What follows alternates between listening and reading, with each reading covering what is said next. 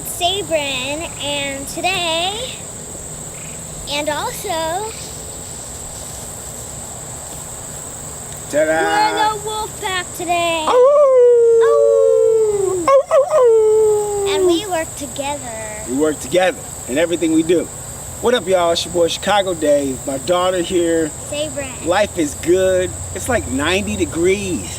It is really hot. It's like the end of September. It's supposed to be our August. It's crazy, right? Yeah. What's your weather like wherever you at? Is it crazy? Is it Hopefully it's cold where you are, because I wish I was there. cold? You want snow already?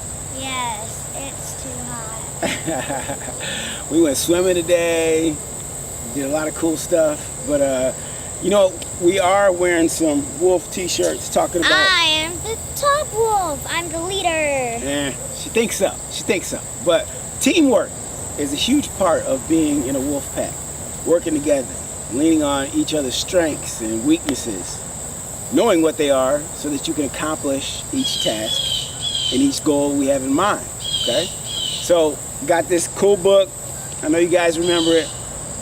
John Maxwell's 15 Invaluable Laws of Growth. What's growth mean? What do you think growth means? Spontaneous question. Growth. Growth means to believe in yourself and keep going and don't give up and accomplish things and believe in yourself. Good.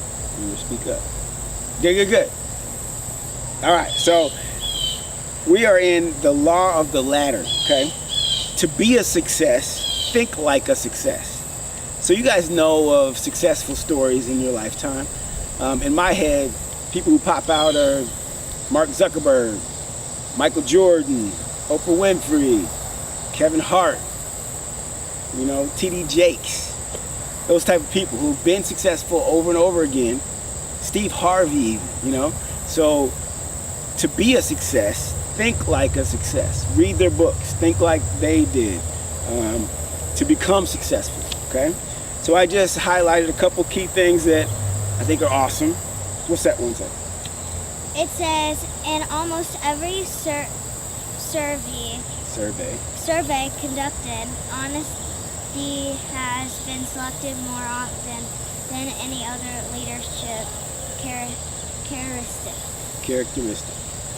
In almost every survey conducted, honesty has been selected more often than any other leadership characteristic. How important is honesty? Well, I tell you right now, there's some changes in my life happening right now because people aren't necessarily honest with their words. So their deeds might be fine, their big picture might be amazing, where they want to go might be fantastic. But if they're not honest with you along the way, guys, people fall off.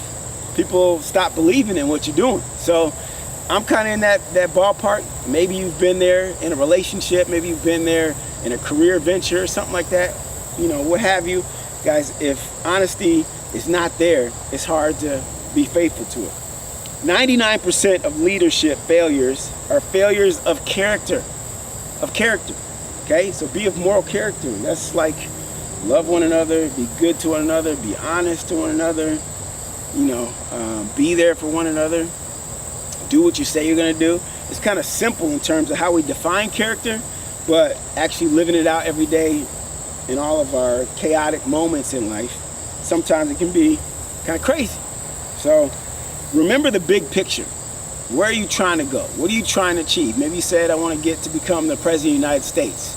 And maybe you're at a governor's stature or a governor posture, or maybe running for Senate or something like that. You haven't got there yet. Remember the big picture of what you're aiming for and what the ultimate goal is, okay?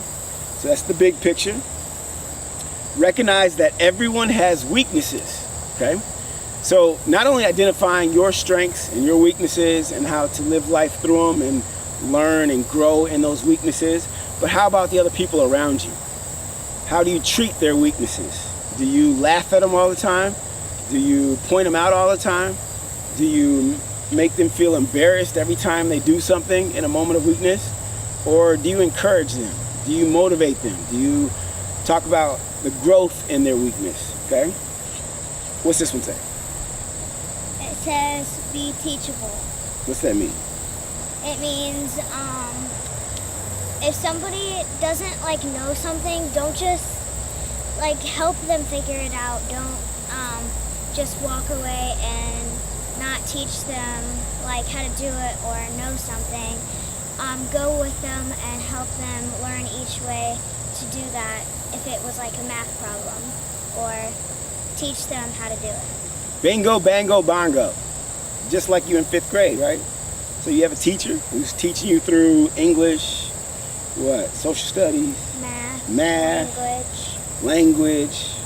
So being teachable is not just being in class, but having your ears open and your minds open.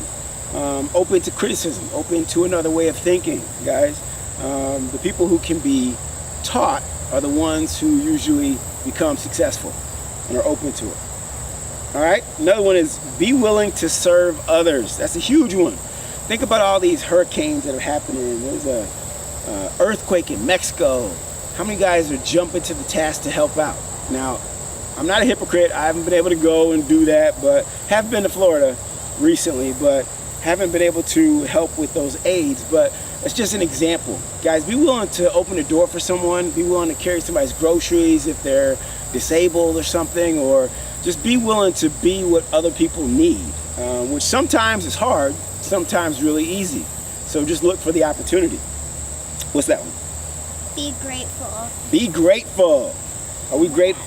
You know what that means? What does it mean? What does it mean? It means to, if somebody like gives you something for like your birthday and you say you don't like that, then it's not being grateful. You have to be grateful for what you get and have, because some people like in the world, like little kids don't have as many toys as you might have. Exactly. Or food. Exactly. Yep. We're trying to be grateful in everything that we have, everything we're given, even grateful in this heat right now. Even though it's a little hot, we're probably ready to go inside already, but we're grateful for it. It could be, we could be homeless in below zero temperatures. So we're grateful that we have a place that has 4 walls and somewhere where we're protected and can sleep and eat and watch TV and read cool books and all that kind of stuff. So we're grateful, and being grateful is going to help us in every day of every moment. So remember that whenever you guys are in the midst of a chaotic problem or something going on, think about how grateful you are to have what you do, okay? And then think about this one. Those who drink the water must remember those who dug the well. Those who drink the water must remember those who dug the well. Think of those who were there before you, those who blazed the path. We're minorities. My skin is darker, and we have quite the journey of our predecessors going through a lot of trials and tribulations for us to be able to go to school and have the amazing jobs and the opportunities that we have now in 2017. So don't just drink the water without thanking the people who dug the well. So let's always think about the generations that came before us. What's this one? If you take control of your behavior, your emotions will fall into place. If you take control of your behavior, your emotions will fall into place. How many of us find ourselves trying to catch our emotions going from up and down in circles and all over the place? Me. I think we can all raise our hands. Our emotions get out of whack sometimes. Guys, when we take control of our behavior, what we do, what we say, and how we operate, our emotions will fall into place. So our behaviors come before our emotions. Don't let the emotions come before the behaviors, all because you're going to be acting out of anger. You're going to be acting out of whatever emotion you are at the time. But if you are controlling your behaviors, your emotions will fall in line and be reciprocal of where you guys want to go and where you want to grow, okay? So we're going to keep that real simple. John Maxwell, The Law of the Ladder, a lot of stuff in there to check out and all that kind of stuff. We do have a verse of the day, right? Mm-hmm. You know, verses are important out of the Bible. God tries to direct and tell us, you know, how to get away from evil, how to get ready for his second coming, right? And what to do in these end time days. Guys, I know you're probably asking yourself, why there's so many hurricanes, earthquakes, so many things happening in our world around division. Well, guys, get into the Bible, because it's an interesting book and a lot of cool things that have been written ahead of time. So Sabrin's going to read Romans 15:4. Read that out loud.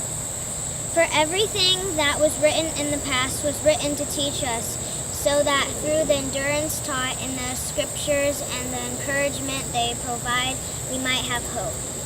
All right, read it one more time. For everything that was written in the past was written to teach us, so that through the endurance taught in the scriptures and the encouragement they provide, we might have hope. Might have hope in the future. Hope in whatever challenge you're in right now. So all these stories that were written and all of the great gems and the lessons we can learn from these stories, we can apply to our situation today and look towards hope. Look towards God and what he wants for our lives. And that's Romans 15:4. So everything that was written for a purpose, was written for you, me, and Sabrin to look towards hope for our future. You got anything to say to the peoples? The wolf pack? What? Be grateful. Be grateful. What? Be teachable. Be teachable. What? Be the wolf pack. The